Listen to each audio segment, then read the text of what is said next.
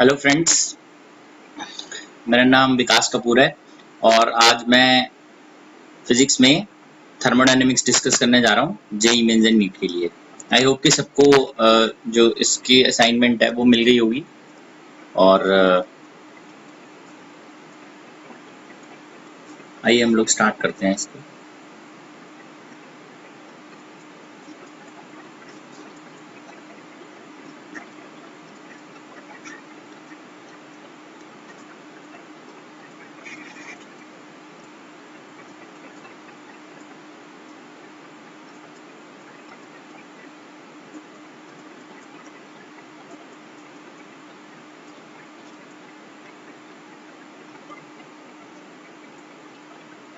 Thermodynamics सबसे पहले important formulas एक बार देख लेते हैं।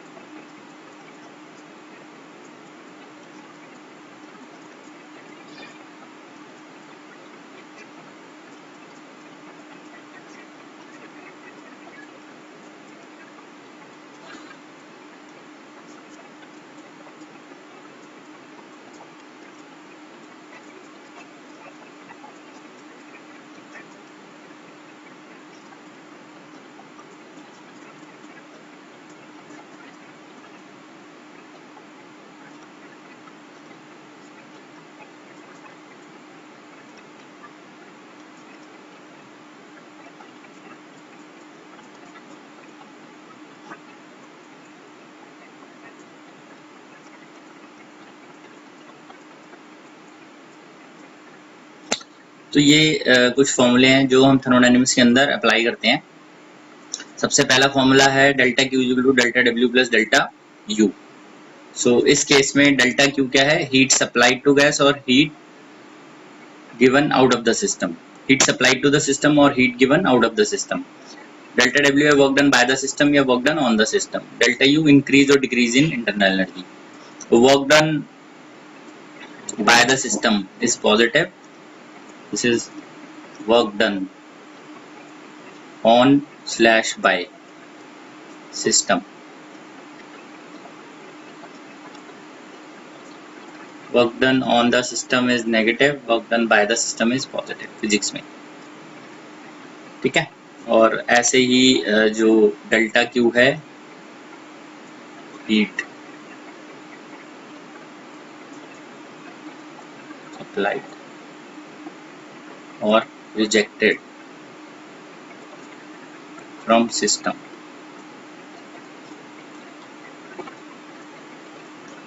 Heat supplied is positive, heat rejected is negative. या गया। PV इक्वल टू nRT तो पुराना ही है, हमें पता ही है। CP specific heat at constant pressure.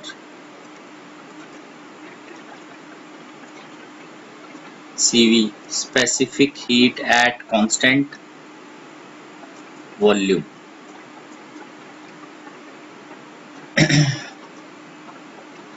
C is specific heat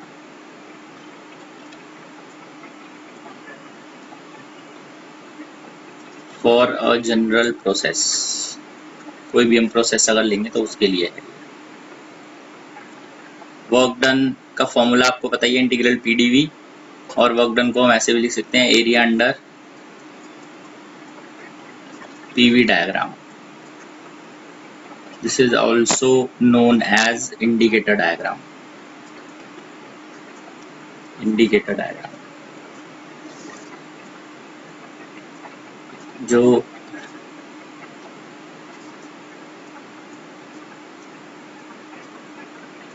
delta U है, that is delta U is independent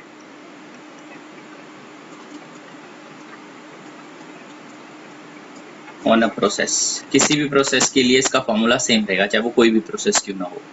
and this is a state function. ये एक स्टेट फंक्शन है। स्टेट फंक्शन कौन से होते हैं? जो इनिशियल और फाइनल वैल्यू पे डिपेंडेंट होते हैं। स्टेट फंक्शन वो होते हैं जो depends upon initial and final value.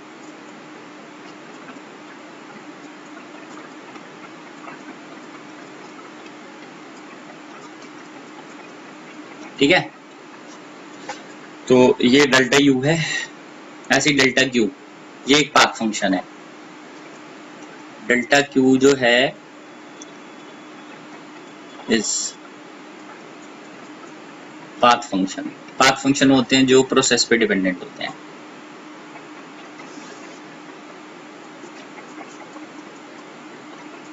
Path function depends upon process, किसी प्रोसेस पे डिपेंडेंट होंगे, वो पाथ फंक्शन है। Work done is also a path function.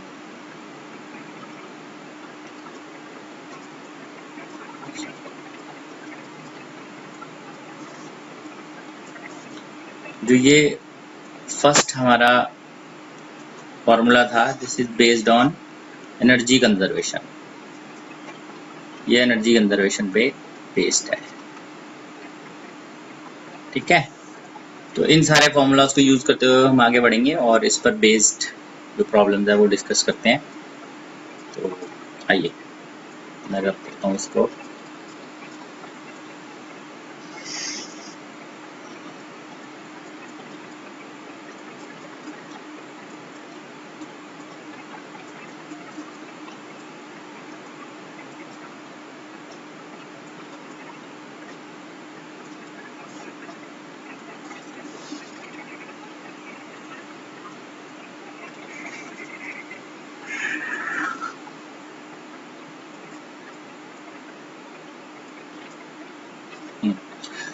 तो एक बार हम देख लेते हैं जरा और आगे।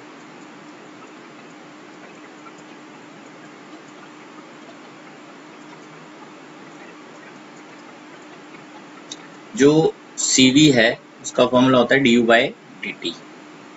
ठीक है, this is called molar specific heat at constant volume. Therefore हम डिफरेंट गैसेस के लिए एक बार चार्ट बना लेते हैं, डायटोमिक, ट्रायटोमिक।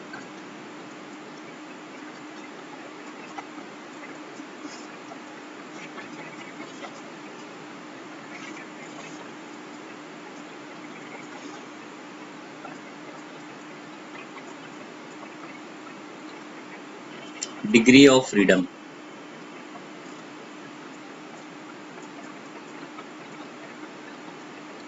ये वैल्यू आएगी U की, फिर आएगी CV की, फिर हमें पता है CP is equal to CV plus R। जो ये है CP minus CV is equal to R, this is called Mayer's equation. ठीक है, तो इसके बाद हम गामा ले लेते हैं। Gamma is called adiabatic constant, this is CP/CV। तो सारी वैल्यूज लिखते हैं एक बार। इसमें डिग्री ऑफ फ्रीडम कितनी होती है 3, इसमें 3 + 2 विच इज इक्वल टू 5।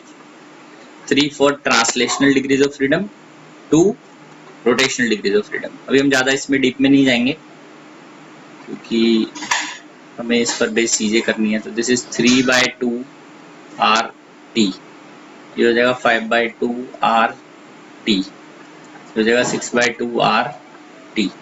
तो CV की वैल्यू क्या थी du/dt, ये आ जाएगा 3/2 R, ये आ जाएगा 5/2 R, 6/2 R। CP की वैल्यू हो जाएगी 5/2 R, ये हो जाएगा 7/2 R, ये हो जाएगा 4 R। इसकी वैल्यू आ जाएगी 5/3, इसकी वैल्यू आ जाएगी 7/5, इसकी वैल्यू आ जाएगी 4/3। ठीक है, ऐसे ही अगर हम कोई पॉलीएटॉमिक गैस ले लेते हैं अगर, जिसका डिग्री ऑफ फ्रीडम आपको दिया जा रहा है F, तो ये हो जाएगा FRT/2, ये हो जाएगा FR/2, हो जाएगा F/2 + 1 R, तो हो जाएगा 1 + 2/F।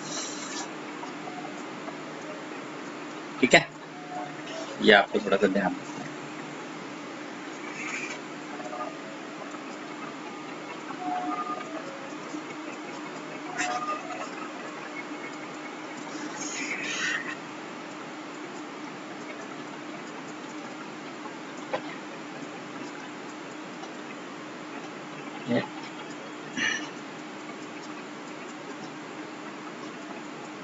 Each degree of freedom is associated with half kT energy. ये एनर्जी है हमारी, इसमें k जो है वो है बोल्ट्जमैन कांस्टेंट R/n0। R जो है वो गैस कांस्टेंट है, n0 एवोगैड्रो नंबर है। This is Boltzmann constant.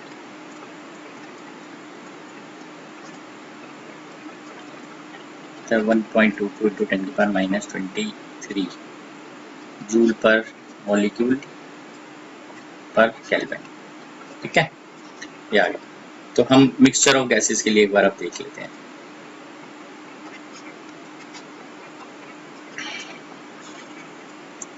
अगर हमें CV मिक्सचर पता करना है तो N1 नंबर ऑफ मोल अगर गैस 1 का दिया हुआ है, ऐसे ही N2 गैस 2 के लिए दिया हुआ है, तो ऐसे ये डिवाइड करके हमारे पास आ रहा है N2 प्लस दिस। ठीक है,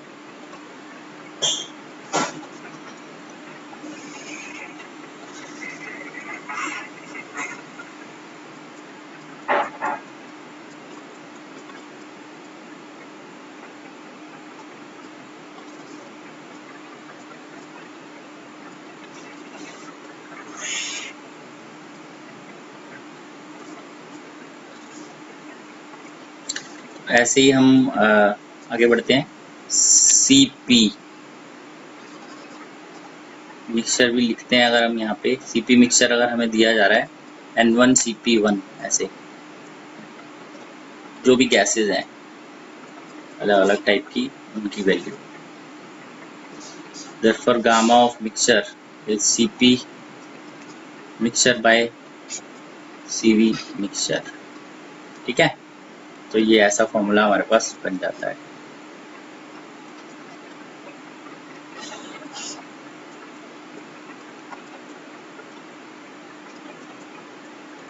ऑल्सो इसको आप ऐसे भी लिख सकते हो, CP mixture equal to CV mixture plus R। ठीक है, आगे बढ़ते हैं, क्वेश्चन करते हैं। If 2 moles of monatomic gas is mixed with 3 moles of diatomic gas, find gamma mixture, adiabatic constant of mixture। ये आपको बताना है।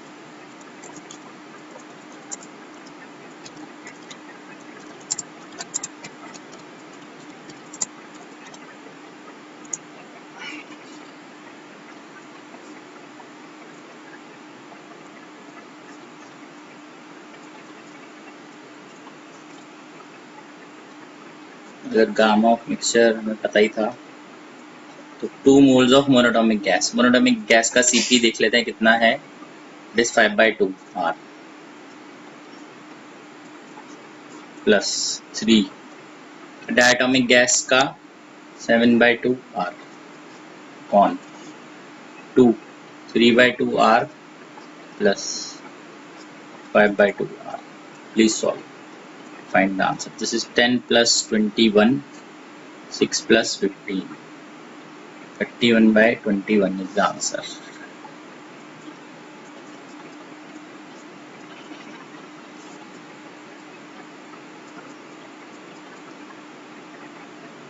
ठीक है, हम आगे बढ़ते हैं। ये चार्ट आपको मालूम होना चाहिए, इसके बेसिस पे आप क्वेश्चन कर पाएंगे आगे। और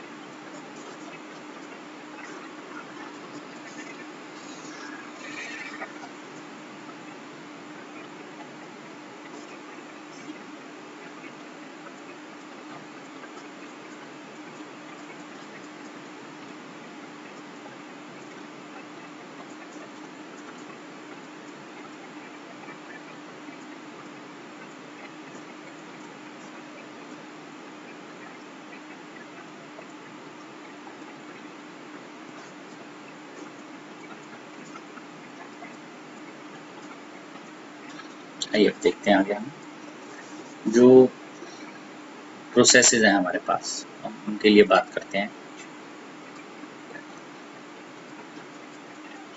आइसोबारिक, आइसोकोरिक, आइसोथर्मल और adiabatic. This is the slowest process known till date and this is the fastest process. इसका एग्जांपल आप ले सकते हैं bursting of tyre, bursting of tyre, इसका एग्जांपल ले सकते हैं हम।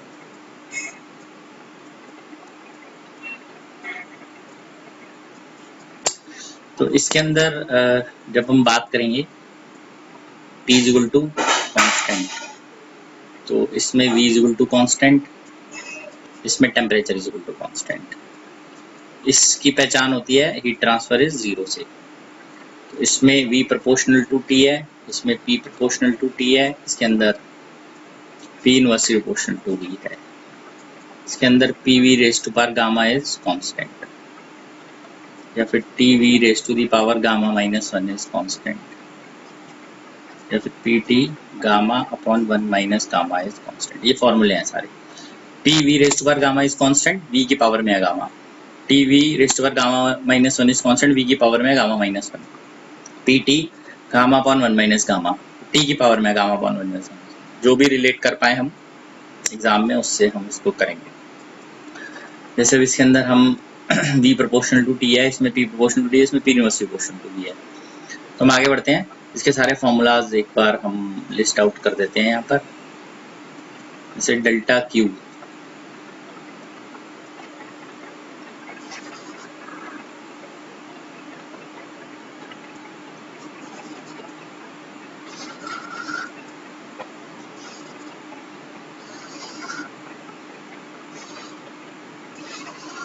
ठीक है, इसमें वैल्यू जो होगी डेल्टा Q की वो होगी NCP डेल्टा T, इसके अंदर होगी NCV डेल्टा T, इसके अंदर होगी 2.303 nRT log to the base 10 V2 by V1, इसके अंदर होगी 0। वर्क डन, आइसोकोरिक में वर्क डन 0, इसमें वर्क डन होगा P डेल्टा V, जिसको हम लिख सकते हैं NR delta T, N number of moles है। इसके अंदर सेम होगा, इसके अंदर होगा P1 V1 minus P2 V2 on gamma minus 1, मतलब फर्स्ट से सेकंड प्रोसेस के लिए P initial V initial minus P final V final upon gamma minus 1, gamma तो हमें पता ही है। डेल्टा U, डेल्टा U की वैल्यू सबके लिए NCV डेल्टा T ही होगी, NCV डेल्टा T। इसके लिए 0 हो जाएगी बिकॉज टेम्परेचर इज सेम, इसके लिए भी NCV डेल्टा T होगी। और इन सबके लिए वो एनर्जी का कंजर्वेशन रहेगा, delta Q will be equal to delta W plus delta, उसको भी यूज करके हम कहीं कहीं पे जहां जरूरत पड़ेगी क्वेश्चंस को सॉल्व कर पाएंगे।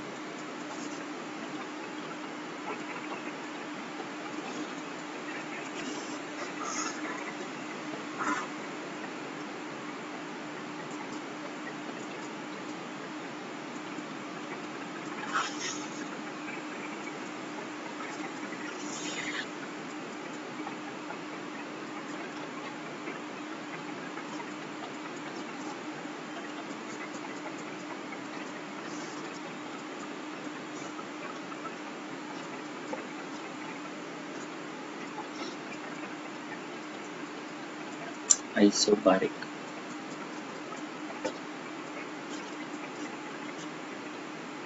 टीवी, वीटी और ET. Isochoric, TV, VT, ET. हम बेसिकली ये तीनों ग्राफ हर प्रोसेस के लिए बना रहे हैं। आइसोथर्मल,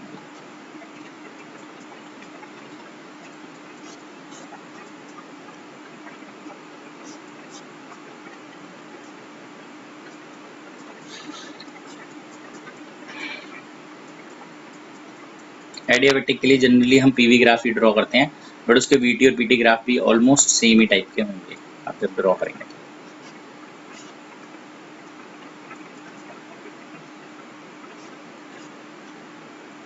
इसमें TV, PT,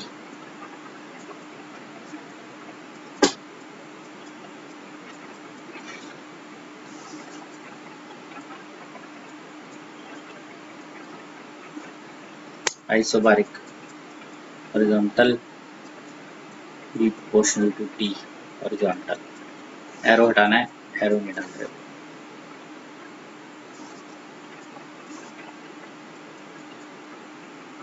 isochoric, constant volume.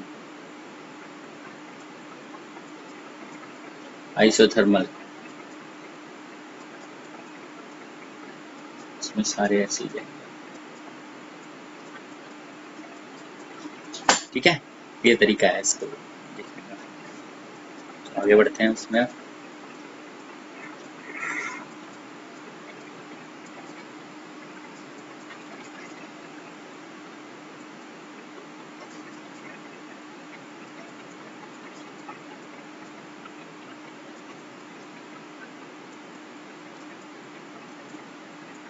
हाँ बोलो।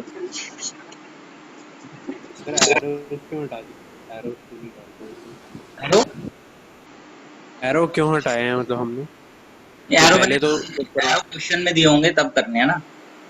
अभी हमने सिर्फ ये देखा है कि हॉरिजॉन्टल जा रहा ग्राफ या इंक्लाइंड है। ठीक है, तो एरो तो क्वेश्चन में दिए होंगे तब करेंगे फिर इसको। क्लियर है?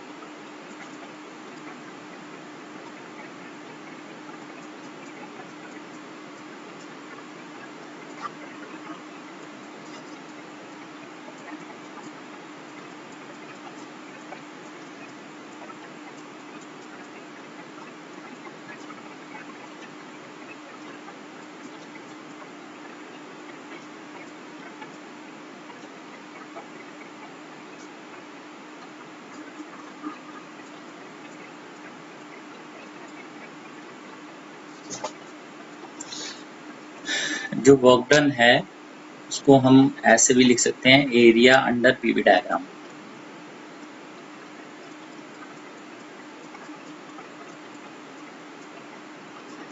तो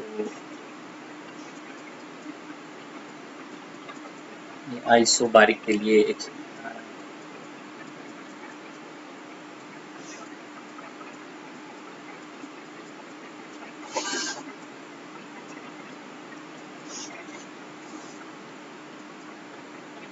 इधर आई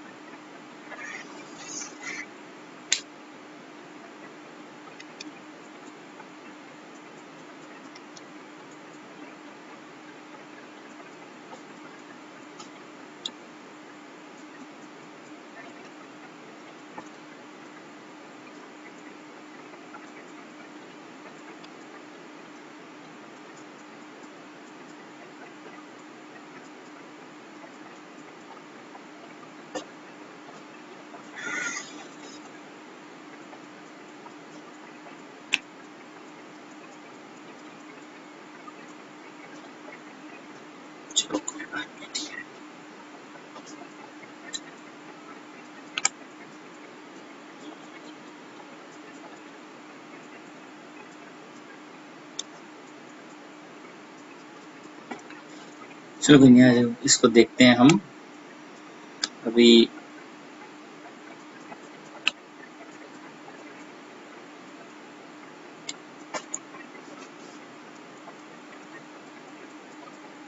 फॉर्मूलाज हमें सारे पता चली गए हैं वर्क डन और उसके। तो अब प्रॉब्लम्स की तरफ थोड़ा सा फोकस करते हैं और देख लेते हैं। ठीक है, जैसे ये हमारे पास क्वेश्चंस थे।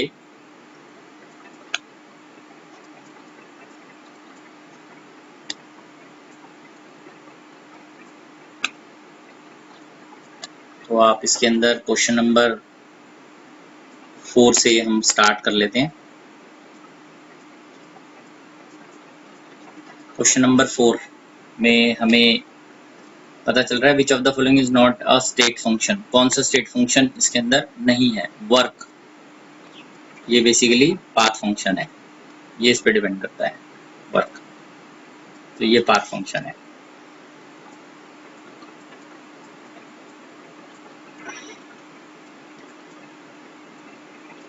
फिफ्थ को हम देखते हैं।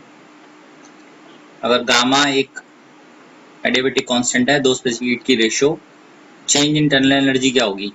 V2 to V at constant pressure. तो delta U will be equal to, ऐसे होता है NCV डेल्टा T, तो हम इसको लिख सकते हैं NR by gamma minus 1 delta T, T2 minus T1। तो ये आ जाएगा gamma minus 1 NRT2 NRT1। NRT होता है PV, प्रेशर तो कांस्टेंट है 3V minus P into V, this is gamma minus 1, 3PV minus PV upon gamma minus 1, this is 2PV upon में gamma minus 1 is the answer. ठीक है, sixth.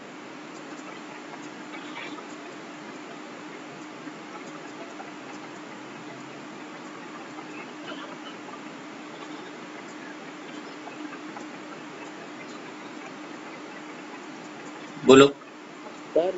Sir ये आपने question number 4 में work तो है ही नहीं सर, वो क्वेश्चन ही अलग है क्वेश्चन नंबर 4 तो। क्वेश्चन नंबर 4 नहीं, क्वेश्चन नंबर सॉरी सेकंड था, वो सेकंड है। ठीक है सर, मैं भी चेंज करूँगा, ये क्वेश्चन नंबर सेकंड है सर। फोर्थ जो क्वेश्चन था, फोर्थ क्वेश्चन में क्या है? First law of thermodynamics is concerned with conservation of energy, energy पे बेस्ड है वो। सिक्स्थ क्वेश्चन में there are two cylinders A and B, they are fitted with piston containing equal amounts of ideal diatomic gas. A piston जो है ये ए है और ये बी है, ये फिक्स है, दिस इज फिक्स्ड, ये मूव कर सकता है, तो ये फिक्स है, तो इसका मतलब ये V कांस्टेंट है, ये मूव कर सकता है, तो इस केस में P is constant, P constant रहेगा। तो same amount of heat is given, तो delta Q is equal to, इसके अंदर लगाते हैं A में NCP डेल्टा T A, इसके अंदर लगाएंगे delta Q NCV delta T B, तो ये आ जाएगा, इक्वेट करते हैं, N तो सेम है, CP delta T A equal to CV delta T B, delta T B की वैल्यू आ जाएगी CP by CV delta T A. CP by CV होता है गामा, डायटोमिक गैस के लिए गामा होता है 7/5 इंटू 300। डेल्टा टी ए कितना था? 30 है। अच्छा ठीक है, जो रेज इन टेम्परेचर है डेल्टा टी वो 30 है, इसको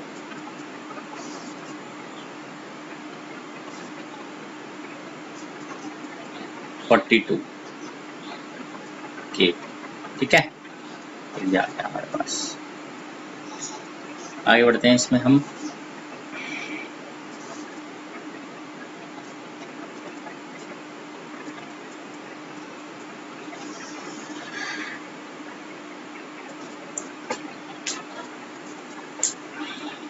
तो आइए इसको देखते हैं अब।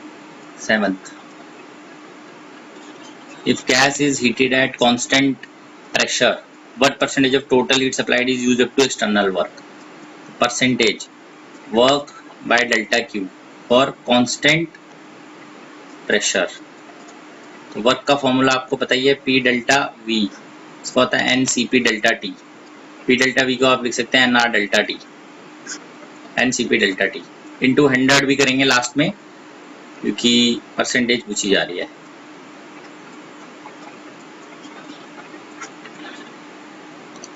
R by CP into 100. अभी देख लीजिए कौन सी गैस के लिए पूछा जा रहा है. गामा इज 4/3, तो इसको वैल्यू डाल देते हैं R gamma by gamma minus 1 into 100. 4/3 1 minus 1 by gamma into 100. ये आ गया मेरे पास. Answer is 25%.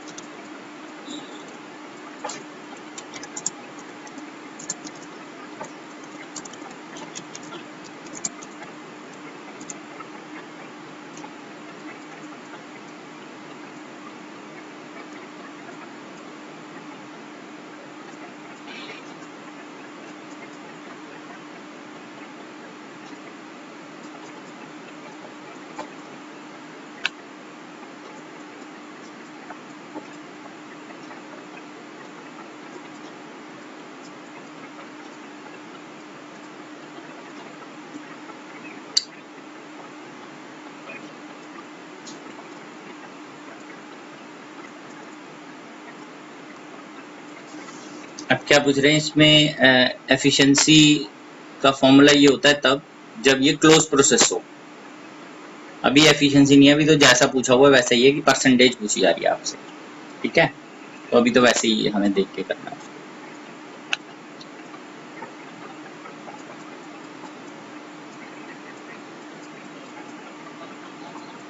आगे देखते हैं इसको. क्वेश्चन नंबर 8 में sample of ideal gas heated constant pressure, work done by the gas. Delta Q दे रखा है 100. तो ये देख लीजिए कि ये कौन सी प्रोसेस है. आइसोबारिक बोल रहा है. वर्क डन पूछा हुआ है, तो ये हमारे पास होता है NCP डेल्टा टी. ये हो गया 100. डेल्टा टी निकाल लेंगे यहाँ से. 100 बाय NCP. गामा दिया हुआ आपको 1 पॉइंट, अच्छा R gamma by gamma minus 1. तो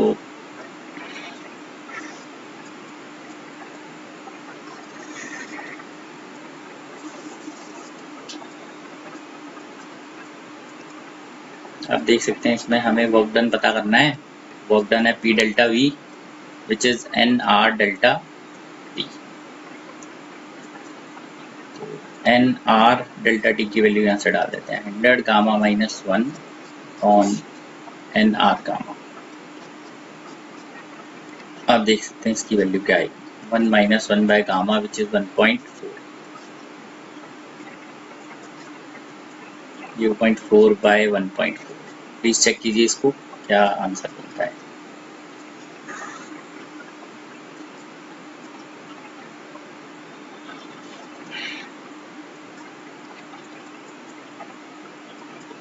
हंड्रेड इंटू 4/14, 100 इंटू 2/7.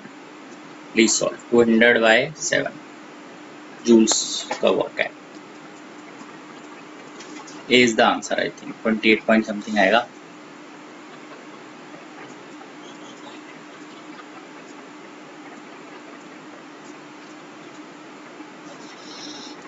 आगे बढ़ते हैं इसमें हम.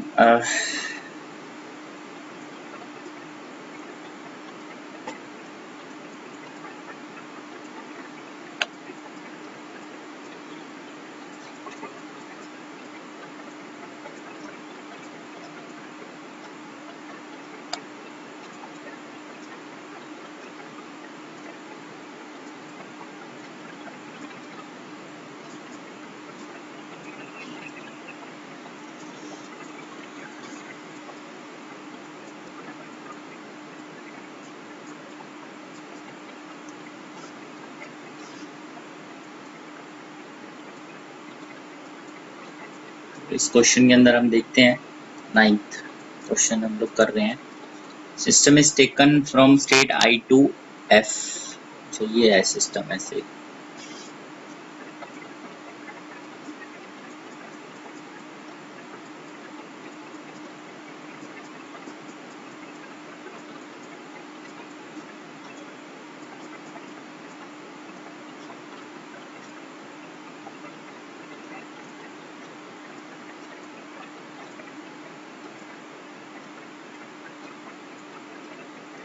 ये I है, ये है F, ये A के थ्रू जा रहा है और इधर से B के थ्रू जाएगा। ठीक है, तो अभी वो कह रहा है I से F जा रहा है लॉन्ग दो पास, IAF Q50 है। तो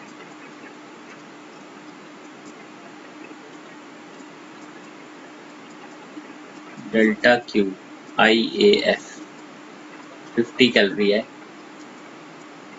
और वर्क डन IAF 20 कैलोरी है।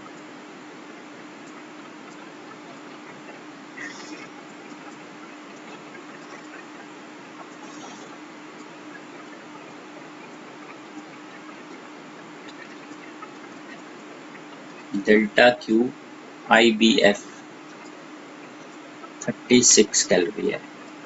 डेल्टा W निकालना है IBF क्या होगा। तो हमें पता है क्योंकि I से F तक जाने में ये स्टेट फंक्शन की तरह डेल्टा U तो सेम ही होगा, तो देयरफॉर डेल्टा U निकाल लेते हैं यहाँ से। I से F का किसी भी पास से निकालिए वो सेम ही आएगा, दैट इज 30। देयरफॉर इस केस के लिए भी IBF work plus delta U I to F that remains same. Therefore 36 minus 30 work हमारे पास आ जाएगा। इसका कितना आंसर है इसका 6 IBF। ठीक है, इसको वर्ड देख लेते हैं। 6 आंसर है हमारे पास।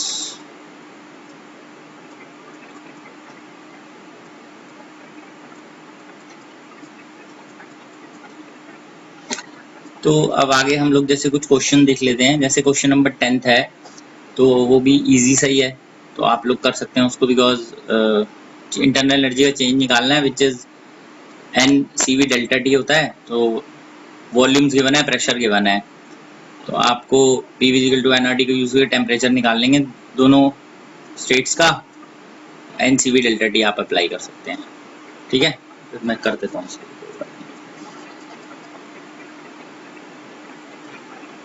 Question number 10th।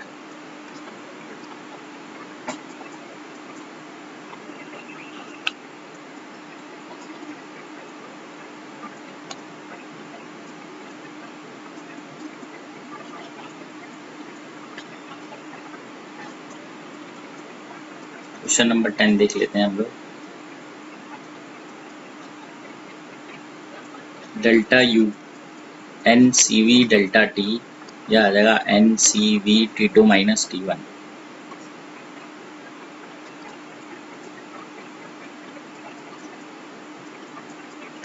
अच्छा एक सेकेंड, इसमें क्या है, gas under concentration subjected to, अच्छा इसमें P कांस्टेंट है और delta Q is given 800 kilo joule which is NCP delta T। ये हमें पता करना है, तो ये आ जाएगा कोई N R गामा अपॉन में gamma minus 1 into delta T। तो आप ये देयरफॉर इधर से डेल्टा U की value NR by gamma minus 1 delta T।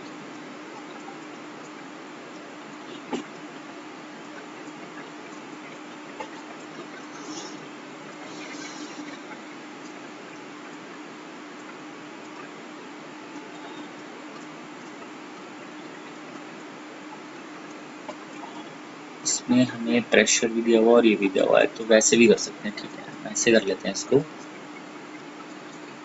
T2 minus T1 को P कांस्टेंट है V2 by NR P V one by N R. Delta U ऐसे भी हो सकता है N C V V two minus T one, तो आ गया C V by R, P constant V two minus V one. Pressure पता है, वॉल्यूम्स पता है, और सी वी बाय आर आपको डेल्टा क्यू से मिल जाएगा। यहाँ से सी पी की वैल्यू आप लिख सकते हैं यहाँ पर सी वी प्लस आर, ठीक है। इसको यूज करके आपको यहाँ पे इधर मिल जाएगा, क्योंकि हमें सी वी मालूम नहीं है, गैस के बारे में पता नहीं है, तो यूज करेंगे इसको, तो एलिमिनेट करके हमें मिल जाएगा।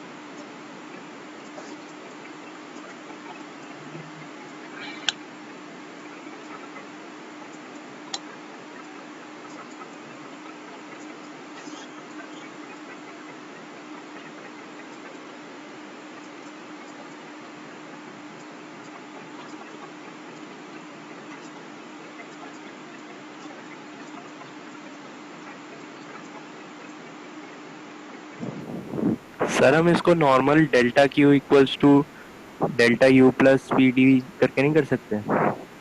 Delta equal to delta U plus P D V से भी कर सकते हैं, because delta Q is given to you, और डेल्टा यू फाइंड करना है, और वर्क डन से पी डेल्टा वी से निकल आएगा। बिल्कुल सही है, कर सकते हैं उससे भी। मैं लिख देता हूँ। ठीक।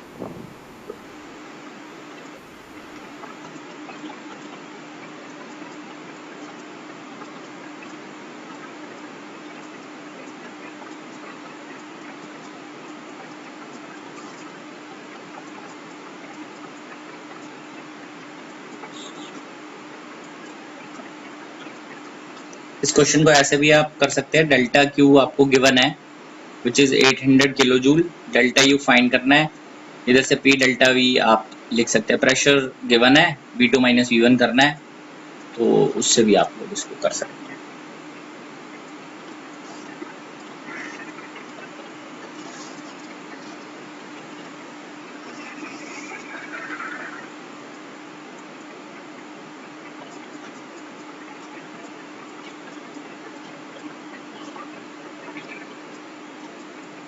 ठीक है, इसमें हम लोग 11th क्वेश्चन भी सेम है, आप देख सकते हैं। 11th क्वेश्चन हम अभी किया ही था, तो 11th क्वेश्चन का टाइप सेम ही है।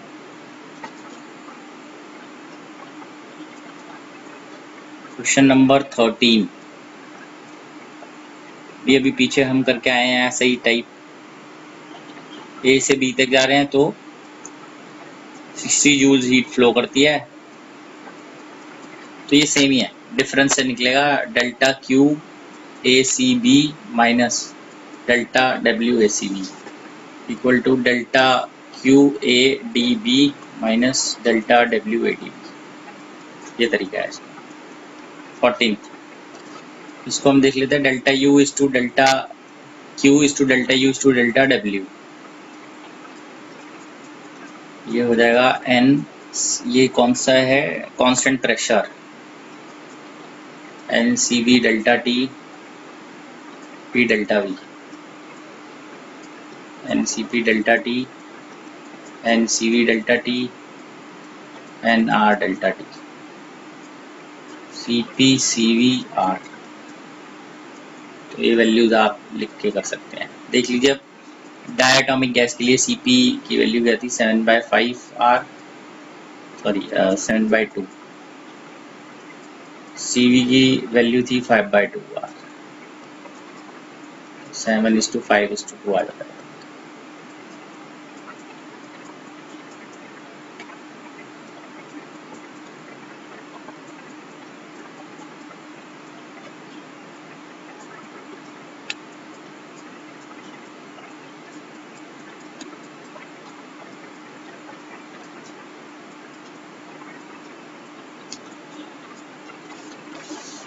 फिफ्टींथ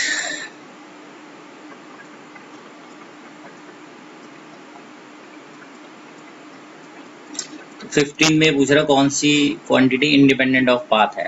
ऑफ कोर्स हमें पता है u is state function which is independent of path, तो delta Q minus delta W is the answer. 17th is quite easy, I think आप कर सकते हैं इसको। ठीक है, तो हम आगे बढ़ते हैं उसमें। आई थिंक ये तो क्लियर हो गया।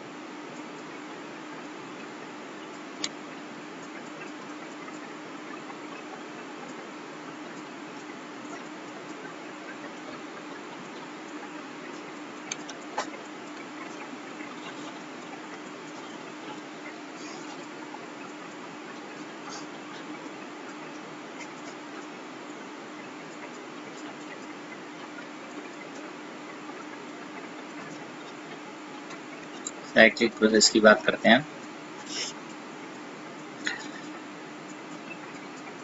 Process composed of 2 or more processes.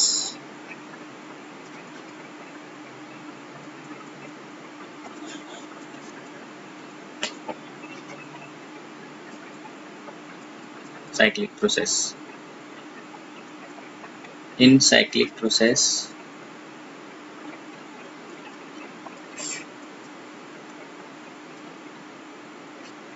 delta U cyclic is always 0. Delta Q cyclic is equal to work done net in the cyclic process. This is net work done. Net work done. ठीक है, अभी हम define करते हैं efficiency of cyclic process.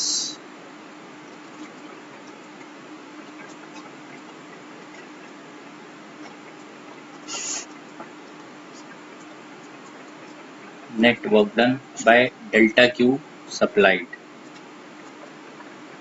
Work net is equal to work cyclic.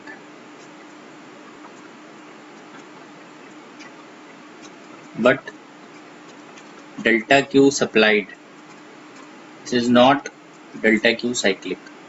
अगर ऐसा हुआ तो 100% हो जाएगी efficiency. This is positive heat given to the system, सिर्फ पॉजिटिव। देयरफॉर वो डेल्टा क्यू सप्लाइड जो है वो हमेशा बड़ी होगी डेल्टा क्यू साइक्लिक से। ठीक है,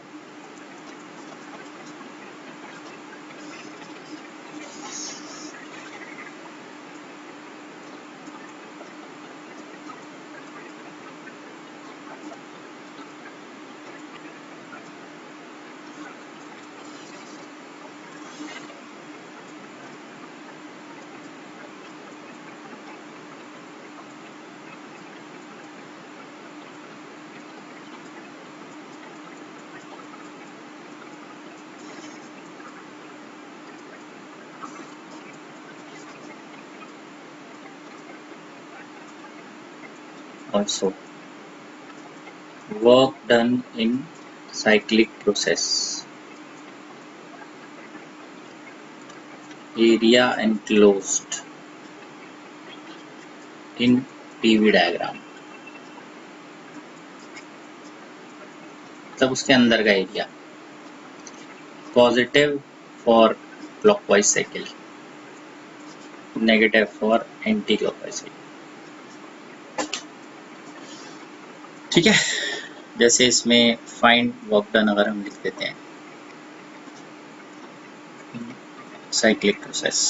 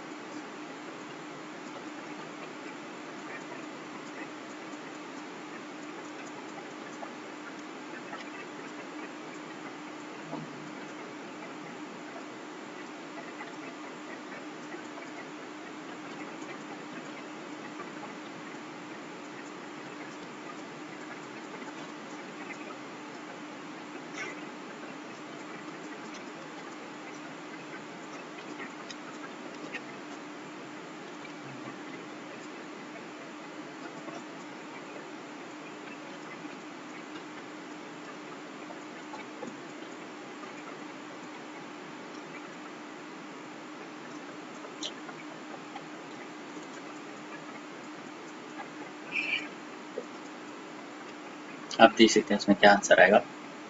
सो net work done is equal to area enclosed, area में लेंथ इंटू ब्रेड्थ है 3v0 इंटू 2p0, ये आंसर है 6p0 v0। वर्क डन है half base into height, answer है p0 v0। ये तरीका है बट ये माइनस में हुआ इसलिए क्योंकि ये एंटी क्लॉकवाइज है, ठीक है। तो साइक्लिक प्रोसेस वो है जो दो या दो से ज़्यादा प्रोसेस से मिलके बने, इसके अंदर एफिशिएंसी भी निकालनी होती है work done upon heat supplied से।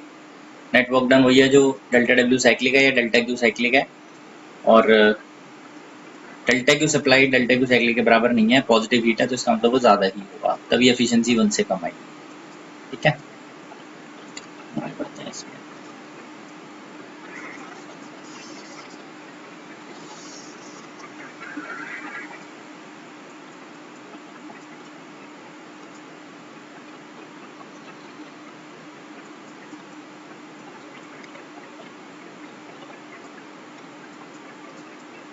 कार्नोट साइकिल देख लेते हैं एक बार।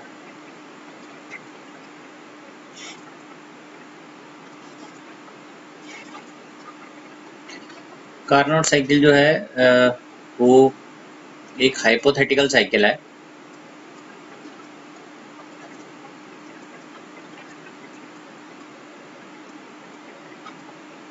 जो दो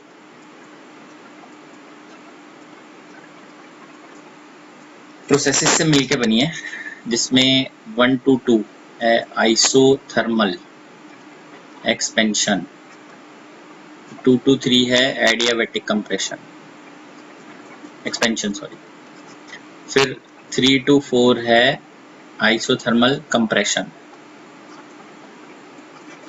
फिर 4 to 1 है एडियाबैटिक कंप्रेशन।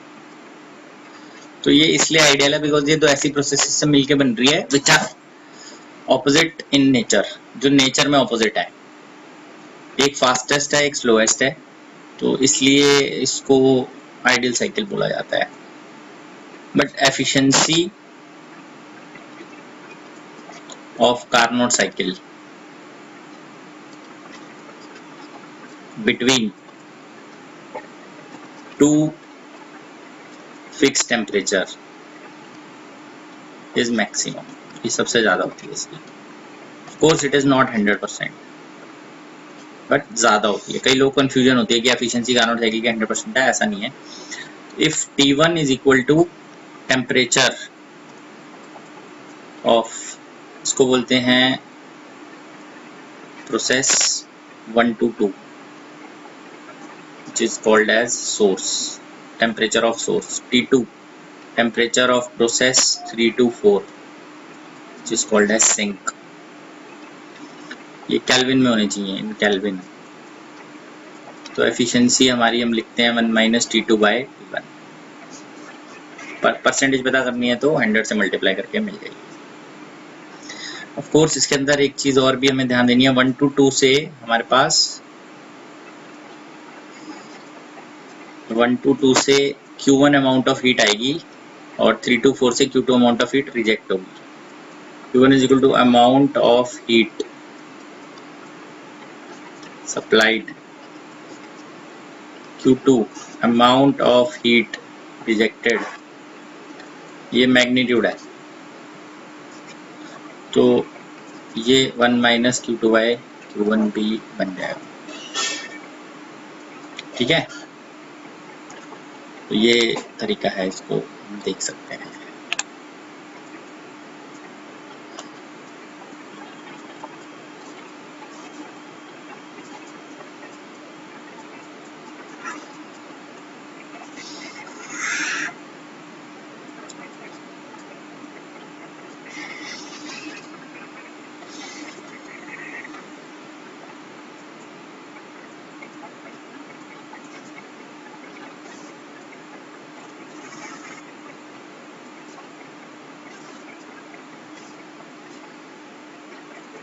आइए इसको देखते हैं अब हम। Heat engine,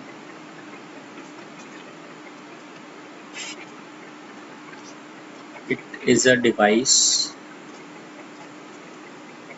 which converts heat into work.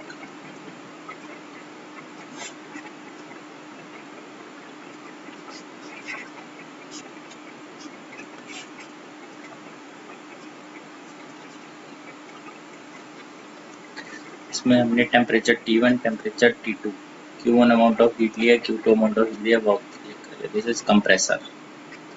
तो Q1 अमाउंट ऑफ हीट हमने सोर्स से विड्रॉ किया, कंप्रेसर ने कुछ वर्क किया W, Q2 is rejected to sink. तो therefore Q1 will be equal to Q2 plus W. Also efficiency अगर निकालनी है तो this is work by Q1। ये फाइनली ऐसे बन जाता है किसी भी हीट इंजन के लिए, efficiency is always less than 1। आगे बढ़ते हैं इसमें।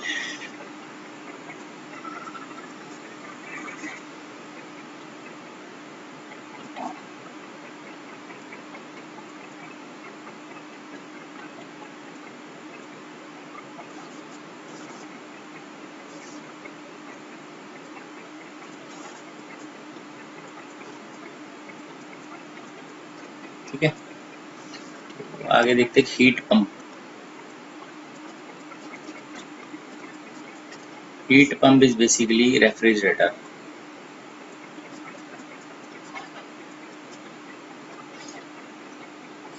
रेफ्रिजरेटर जो है उसके लिए सोर्स, इसमें कंप्रेसर नहीं है, इसमें इंजन है, सॉरी, इसमें है कंप्रेसर सिंक।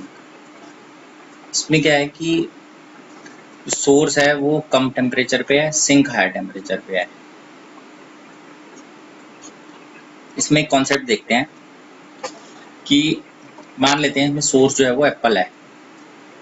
एक एप्पल आपने फ्रिज में रखा, उसका टेम्परेचर कम है, तो जो कंप्रेसर होता है वो कंप्रेस करता है गैस को। गैस जो है वो गुड कंडक्टर ऑफ हीट है, उसने Q2 अमाउंट एप्पल से विड्रॉ करा। कंप्रेसर ने कुछ वर्क करा गैस को मूव करने में, टोटल जो है वो Q1 है, वो रिजेक्ट हो गया सराउंडिंग को, जो कि सिंक है हाई टेम्परेचर पे T1। तो यहाँ भी Q1 की वैल्यू Q2 प्लस W आएगा, बट इधर हम डिफाइन करेंगे beta, which is called coefficient of performance, COP, coefficient of performance. तो इसकी वैल्यू होगी Q2 बाय W, ये इसका फॉर्मूला है।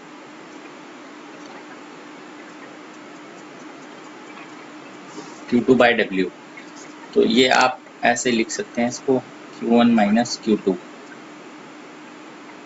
तो ये आ जाएगा इधर ऐसे डिवाइड करके Q1 बाय Q2 माइनस 1। ठीक है, तो इस पे काफ़ी फेमस क्वेश्चन आता है कि अगर हम एक क्लोज रूम के अंदर एक रेफ्रिजरेटर रखें और उसका डोर ओपन कर दें, तो what happens to the temperature of the surrounding, तो temperature of the surrounding will increase. ये क्वेश्चन है, काफ़ी फेमस, पूछ लिया जाता है।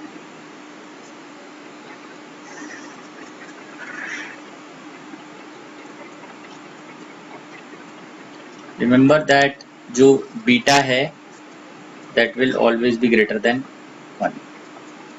Ideal engine efficiency is 100%, 100% बोलते हैं, या 1। Ideal pump या refrigerator beta approaches to infinity।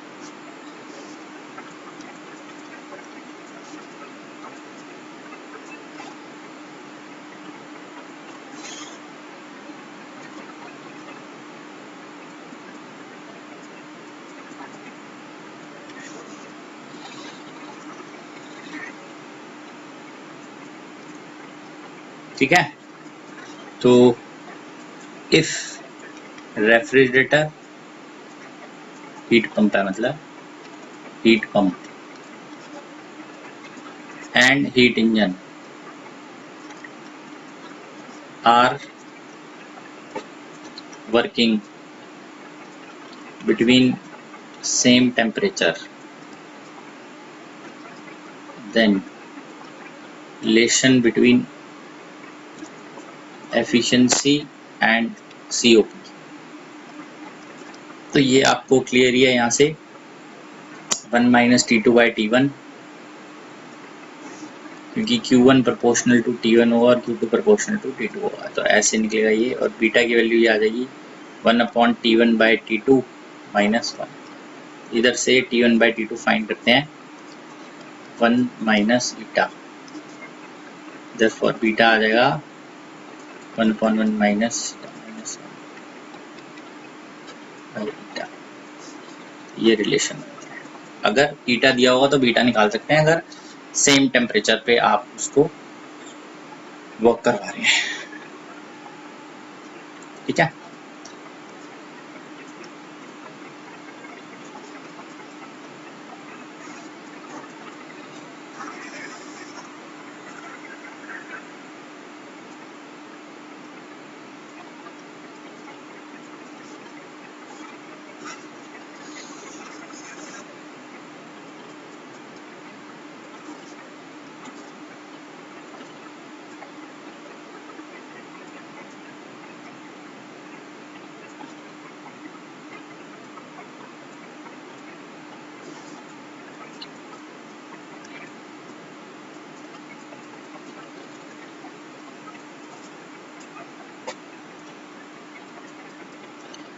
Question में पीवी डायग्राम आपको गिवन है।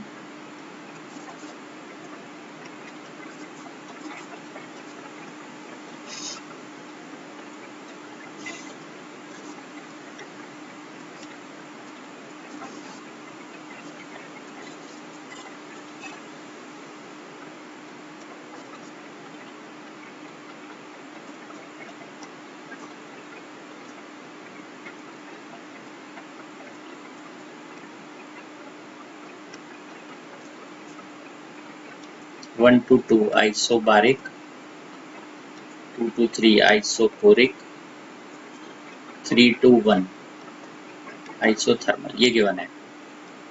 Draw PT and VT diagram.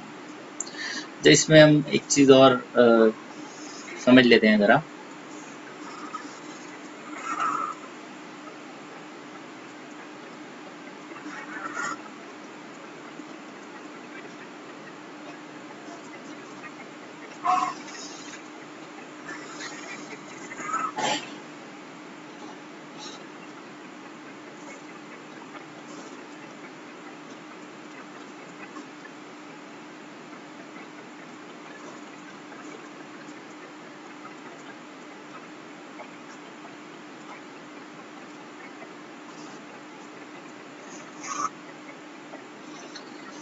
जो हमारे पास पीवी डायग्राम है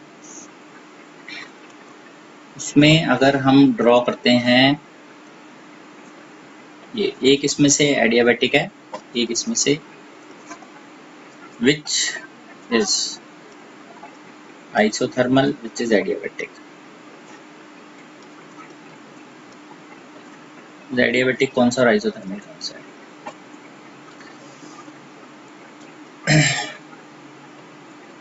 इसका आंसर है ग्राफ हैविंग मोर स्लोप। मोर स्लोप का मतलब है डिफिकल्ट टू क्लाइंब, स्टीप हो रहा है, is adiabatic, other one is isothermal. तो इस केस में ये एडियाबैटिक है और ये आइसोथर्मल है। ठीक है, और अगर मैं सेम तरीके से ग्राफ ऐसे बना दूं, इस क्वेश्चन को भी अलग कर लेते हैं, इसको भी सॉल्व करेंगे।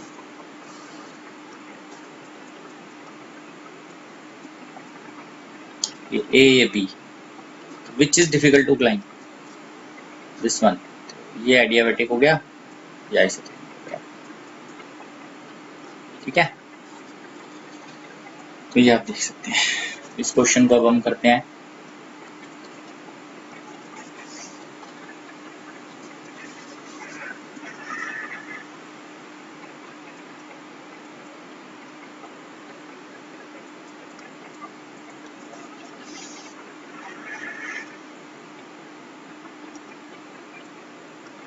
ये इसको हम देख लेते हैं।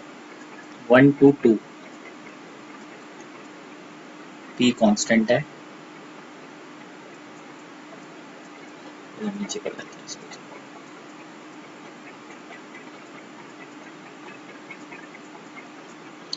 1 to 2 P is constant, तो P constant में V proportional to T है। 2 to 3 3 to 1 2 to 3 V constant है, 3 to 1 T constant है, P proportional to T है, P inverse proportional to T है।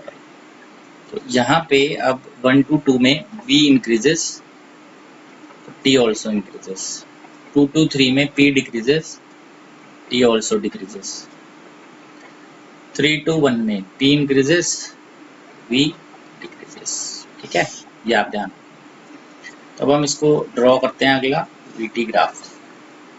देखिए कैसे ये बनाना है हमें। 1 to 2 में V proportional to T है, दोनों बढ़ रहे हैं, ऐसे जाएगा। 2 to 3 में दोनों घट रहे हैं, V कांस्टेंट है, ऐसे जाएगा। This is 1, this is 2, this is 3। 3 to 1 में T कांस्टेंट है, वॉल्यूम घट रहा है, ऐसे जाएगा, ये बन गया। ये समझ के थोड़ा सा बनाना है ग्राफ को, बेटर रहेगा। ट्राई कर लीजिए इसको, PT ग्राफ को भी। 1 to 2 P कांस्टेंट, इसमें वॉल्यूम बढ़ रहा है, टेम्परेचर भी बढ़ रहा है, तो ऐसे जाएगा। फिर 2 to 3 P proportional to T है, दोनों घट रहे हैं, ये ऐसे जाएगा। 1 2 3 घट रहे हैं। फिर 3 to 1 टेम्परेचर कांस्टेंट है, तो ये ऊपर की तरफ जाएगा ऐसे। तो ये सीधा है, सीधा जाना है।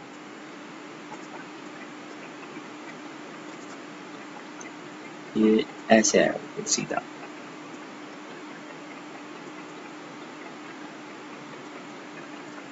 ठीक है, ये तरीके से ग्राफ बनता है।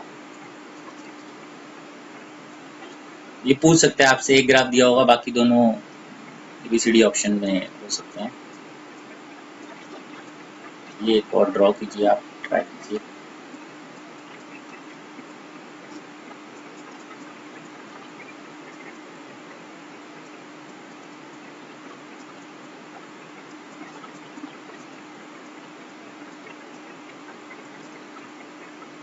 One to two isobaric,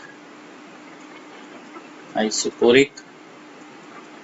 3 to 4 isobaric, 4 to 1 isochoric. करिए।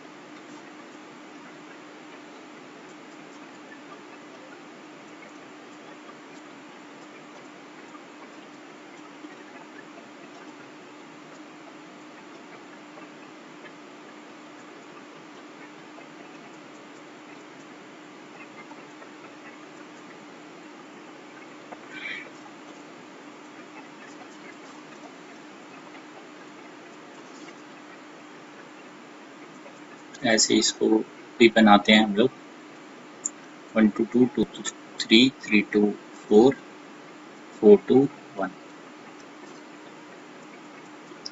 Isobaric isochoric isobaric isochoric isobaric expansion isochoric. अच्छा इसमें जरूरत नहीं है एक्सपेंशन, तो देख कर ही हम लिख देंगे प्रेशर और वॉल्यूम पे क्या इफेक्ट पड़ रहा है।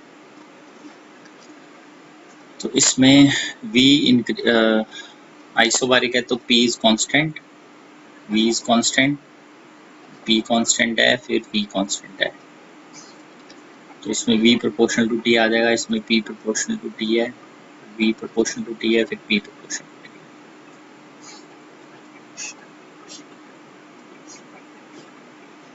है। तो V प्रोपोर्शनल टू T है, तो 1 to 2 में आप देख सकते हैं वॉल्यूम बढ़ रहा है, T भी बढ़ेगा। 2 to 3 में P घट रहा है, T भी घटेगा।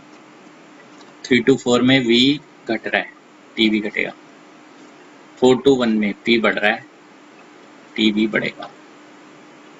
ठीक है, तो अब बनाते हैं इसको जरा हम एक बार। VT 1 to 2 V proportional to T।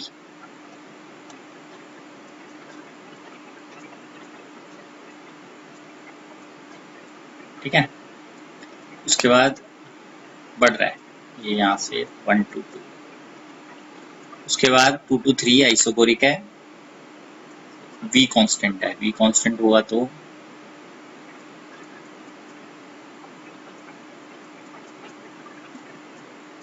यार 2 to 3 घट रहा है, ये टेम्परेचर भी घटेगा, ये भी घटेगा, कांस्टेंट है ना, V कांस्टेंट है तो V कांस्टेंट ऐसे आएगा। उसके बाद फिर ऐसे आना चाहिए, यहाँ से फिर से घटेगा, V प्रोपोर्शनल टू T है, ओरिजिन से पास करना ही चाहिए, तो ये यहाँ तक आएगा, इसके सामने तक, दिस इज 4। फिर 4 to 1 में बढ़ेगा, V कांस्टेंट है, हॉरिजॉन्टल आएगा ऐसे, ये तरीका है। ठीक है, ऐसे इसको PT, फिर से इसको लेते हैं, P कांस्टेंट है, हॉरिजॉन्टल,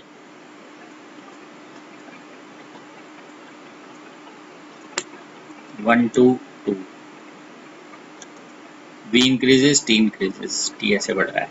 फिर 2 to 3 वॉल्यूम कांस्टेंट है, P प्रोपोर्शनल टू T है, ये इस लाइन से आएगा ऐसा, नीचे की तरफ आ रहा है ये P, इसके अंदर घट रहा है और T भी घट रहा है 2 to 3। फिर 3 to 4 में P कांस्टेंट है, दोनों घट रहे हैं, ये ऐसे चला जाएगा इस तरह से, फिर ये ऐसे इस तरह से जाएगा, ऐसे होता हुआ, इसको हम थोड़ा सा पीछे यहाँ से स्टार्ट कर लेते हैं।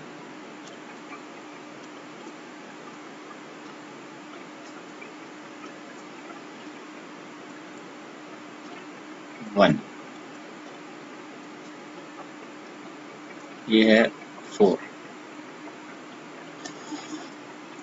स्ट्रेट लाइन है सारी, ये जो 2 to 3 लाइन है passing through origin, 1 to 4 line is also passing through, क्योंकि प्रोपोर्शनल है। ये तरीके से ये ग्राफ बनाएंगे।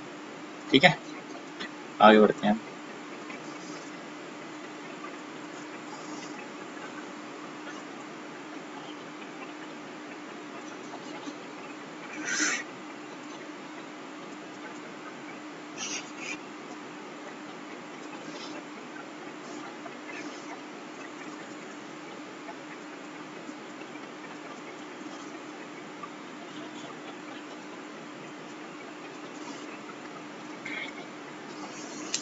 सो अभी तक हमने जो प्रोसेसेस पढ़ी हैं वो थी isobaric, isochoric, isothermal and adiabatic, है ना। इसके अलावा भी प्रोसेसेस होती हैं क्या? तो यस, इसके अलावा भी प्रोसेसेस होती हैं, जैसे एक पॉलीट्रॉपिक प्रोसेस होती है, हम उसके बारे में भी थोड़ा सा अंडरस्टैंड करेंगे। तो पॉलीट्रॉपिक प्रोसेस क्या है? PV raise to power n is constant, remember ये एडियाबेटिक नहीं है, इसमें n कुछ भी हो सकता है, ठीक है। n can be any index, कुछ भी। अगर n की वैल्यू 1 होगी तो ये क्या बन जाएगा, आइसोथर्मल। अगर n की वैल्यू गामा होगी तो ये बन जाएगा एडियाबेटिक। अगर n हो गया 0 तो ये बन जाएगा आइसोबारिक। अगर n हो गया इन्फिनिटी तो ये हो जाएगा आइसोपोरिक। वो ऐसे हो जाएगा कि P V raise to power n is equal to constant है तो हम पावर में 1/n कर देते हैं, मतलब 1/n, तो ये आ जाएगा ऐसे।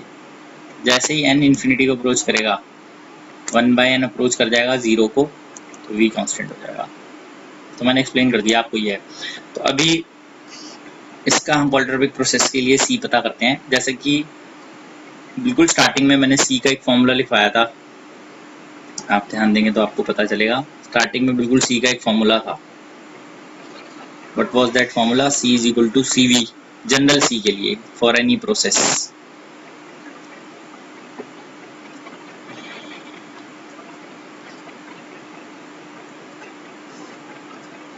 c is equal to cv plus p dv/dt, ये एक फॉर्मूला था, है ना। तो इसके लिए हम देख लेते हैं, pv is equal to n is equal to constant, ये फॉर्मूला हमें लगाना है। तो इसके साथ pv is equal to rt लिखते हैं, nrt नहीं, यहाँ पे n कोई भी इंडेक्स है, n not equal to number of moles है। नंबर ऑफ मोल्स रिप्रेजेंट नहीं कर रहा है, कोई भी इंडेक्स है। तो यहाँ से p एलिमिनेट करते हैं, एलिमिनेट p कैसे, यहाँ से वैल्यू लीजिए RT/V, उसमें डाल दीजिए RT/V, v की पावर n इज कॉन्स्टेंट, तो जगह TVn-1 इज कॉन्स्टेंट। अब इसको डिफरेंशिएट करना है, finding out dv/dt, differentiate with respect to t, तो प्रोडक्ट रूल लगा के dv/dt plus vn-1 0 dv/dt minus vn-1 upon tn-1 vn-2, तो ये आ जाएगा माइनस v/t(n-1). उसमें वैल्यू डाल देते हैं हम cv प्लस p, p की वैल्यू होती है RT/V dv/dt minus v/t(n-1).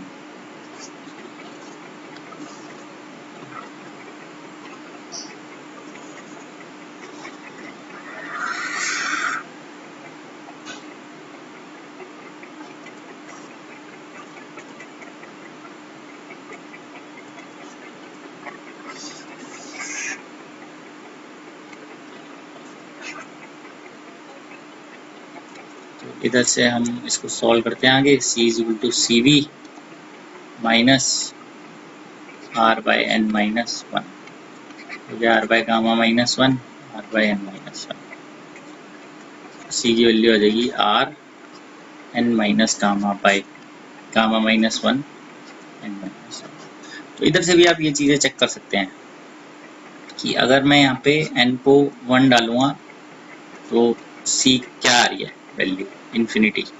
Isothermal के लिए तो स्पेसिफिक हीट क्या होती है, इनफाइनाइट, ये भी ध्यान रखना है। अगर हम n की वैल्यू डालते हैं गामा तो c होता है 0, एडियाबेटिक बनता है ना। बाकी अब जैसे वैल्यूज डालेंगे आप, n की वैल्यू 0 डालेंगे तो c की वैल्यू आ जाएगी उसी तरीके से r(γ/γ-1). ऐसे n को अगर आप इन्फिनिटी डालेंगे तो आप चेक कर सकते हैं इसकी वैल्यू r/γ-1 आती है। लिमिट्स निकालनी है इसकी, find limit by putting n approaches to infinity, ठीक है। तो ये हमारे पास एक आ जाता है। तो आगे बढ़ते हैं इसमें।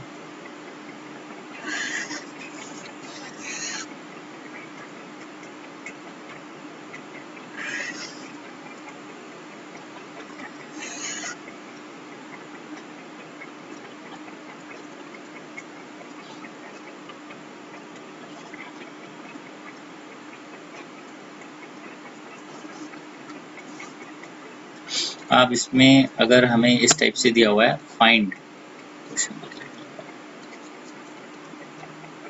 c for a process, C मतलब specific heat for a process if v is equal to a by t, a is constant, v is volume, t is equal to temperature। Try कर लीजिए, पैटर्न इसी से करना है।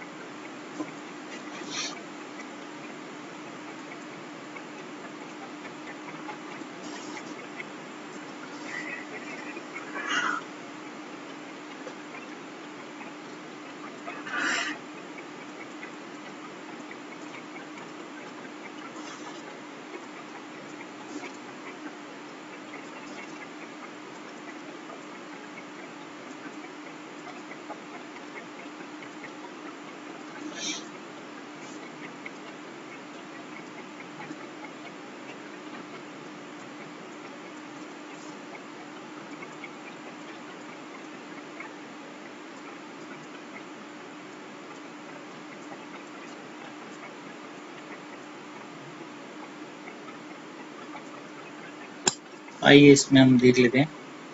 तो अब इसमें p तो है ही नहीं, तो p को एलिमिनेट करने की टेंशन नहीं है, dv बाई dt सीधा बता सकते हैं minus a by T square. But do remember p is equal to R T का यूज हम कर सकते हैं इसमें, तो c is equal to C V plus P D V by D T. So this is C V plus P, R T by V लिखते हैं यहाँ पे और D V by D T यहाँ लिख लेते हैं minus A by T square. तो ये आ जाएगा c is equal to C V, T cancel हो गया, minus R A by V T. तो C V minus V T की वैल्यू क्या होती है A, C V minus R is the answer. तो सी आ गया सी वी माइनस आर। अगर हमें पता हो कौन सी गैस है तो सी की वैल्यू आ जाएगी। जैसे फॉर मोनोटॉमिक गैस, अगर मान लीजिए मोनोटॉमिक गैस है तो सी वी कितना होता है 3/2 आर, तो सी इस प्रोसेस के लिए आ जाएगा 3/2 आर माइनस आर। अच्छा, कुछ लोग जो है वो इस प्रोसेस को ढूंढने लग जाते हैं कौन सी टाइप की प्रोसेस है। या no need to find, 4 processes known है, बाकी अननोन प्रोसेस के लिए नामकरण मत करो, कोई दिक्कत नहीं, नाम निकालने की जरूरत नहीं उसका। वैसे बता दूं ये पॉलीट्रॉपिक प्रोसेस ही है। कैसे, ये देखो P V is equal to था आर टी, वी की वैल्यू डालते हैं, इसके टी की वैल्यू डाल दो इसमें ए बाई वी, तो P V two is equal to A R which is constant आ गया ना, P V raise to power N is constant, N क्या था 2, तो सी निकाल लो सीधा, सी इज इक्वल टू क्या था C V minus R by N minus 1, direct भी आ जाएगा। वैसे 95% चांस है कि पॉलीट्रॉपिक प्रोसेस पर ही क्वेश्चन बन के आ जाए, तो आप ट्राई कर लीजिए। पीवी रेस्ट पर एन अगर निकल आता है तो ठीक, नहीं आएगा तो प्रोसेस तो समझ आ ही चुकी है कि किस तरह से करना है ना, तो उससे भी हम कर पाएंगे। तो ये एक तरीका है इसको करने का, ठीक है।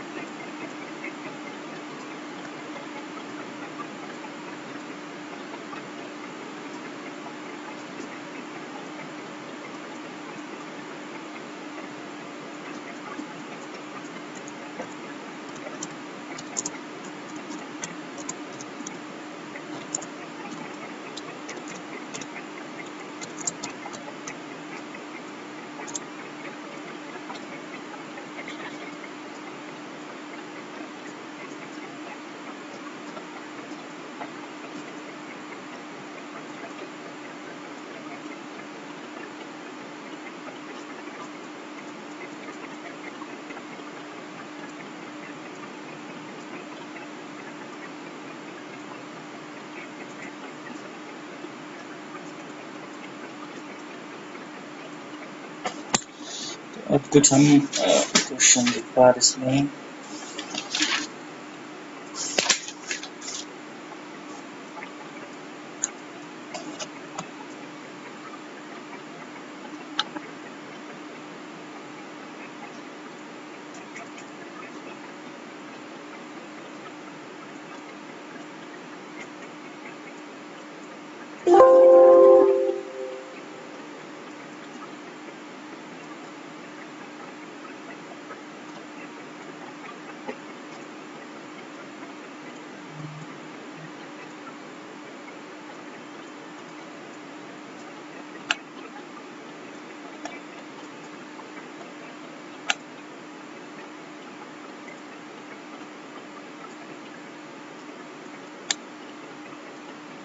एक बार ये क्वेश्चन हम देख लेते हैं थोड़े से।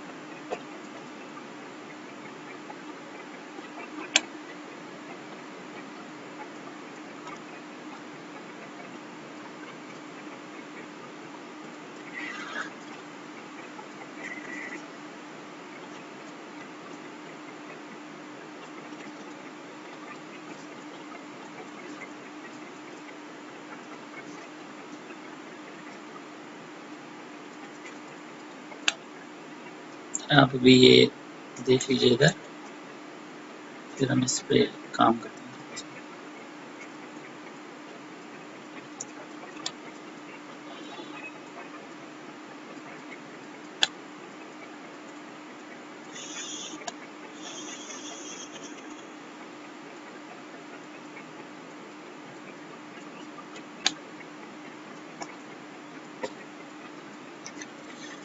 तो ऐसे क्वेश्चंस में एक बार देख लेते हैं। 62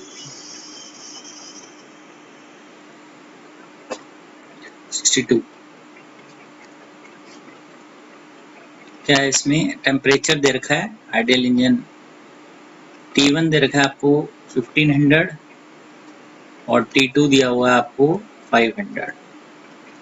रिमेंबर इसको केल्विन में ही पुट करेंगे।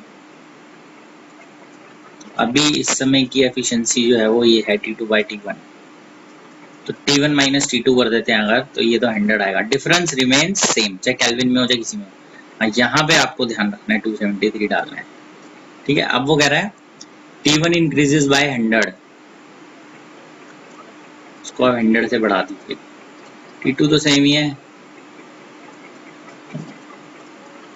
तो ये एफिशिएंसी पे क्या फर्क पड़ेगा। तो डिफरेंस जब ये 1 माइनस T2-/T1- करेंगे तो डिफरेंस तो सेम है 1100। T1- फिर हो जाएगा 1600 प्लस 273। तो ये इससे आपको एफिशिएंसी नहीं ये वाली है, इंटू 100 करके आप पता कर सकते हैं।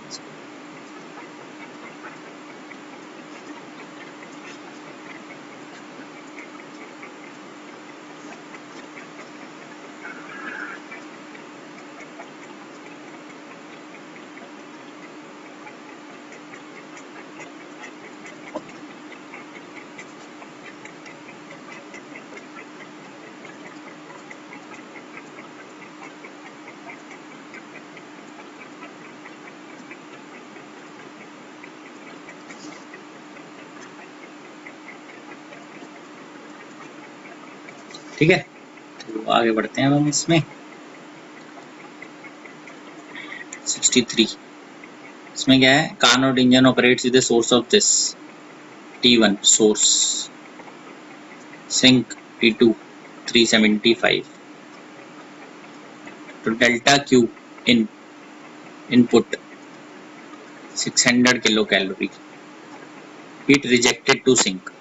तो एफिशिएंसी निकालते हैं, माइनस T2/T1 आ जाएगा 375/500। This is equal to work done by delta Q in या सप्लाइड। तो सॉरी, ये आएगा ऐसे 1 माइनस T2/T1 रखा था, तो ये आएगा 125/500 work done by delta Q supplied 600। Work done आ गया हमारे पास।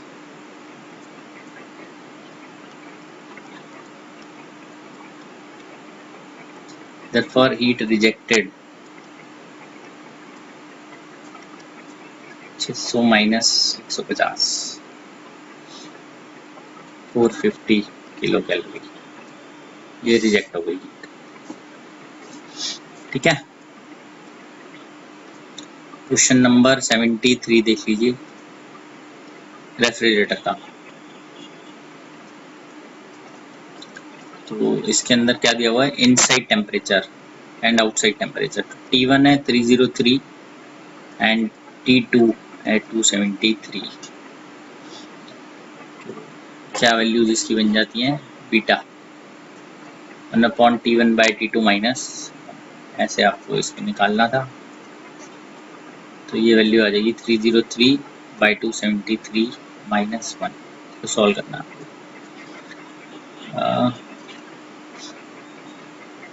Assuming the refrigerator cycle is used for every joule of work, तो बीटा की वैल्यू होती है Q2/W। W आपको गिवन है 1 joules work done, so this is 273 divided by 3 equal to Q2/W. So Q2 will come out to be 91 joule। तो surrounding में जाएगा Q2 plus W, that is 92। Sorry एक minute, every joules of work done बोला हुआ है 273 and 303। Sorry एक second, इसमें गलती हो गई क्या, और ये 30 है तो 9.1 है ये, तो ये आएगा 10.1 and 9.1 plus 1 10.1 is rejected to surrounding approximate। ठीक है, बाकी इसमें से आप ट्राई कर लीजिए क्वेश्चन जो भी हैं। ठीक है, आई होप कि ये सबको समझ में आया होगा। और थर्मोडायनेमिक्स मेरी तरफ से ख़त्म है। तो अगर आपको किसी को कुछ पूछना हो तो आप पूछ सकते हैं।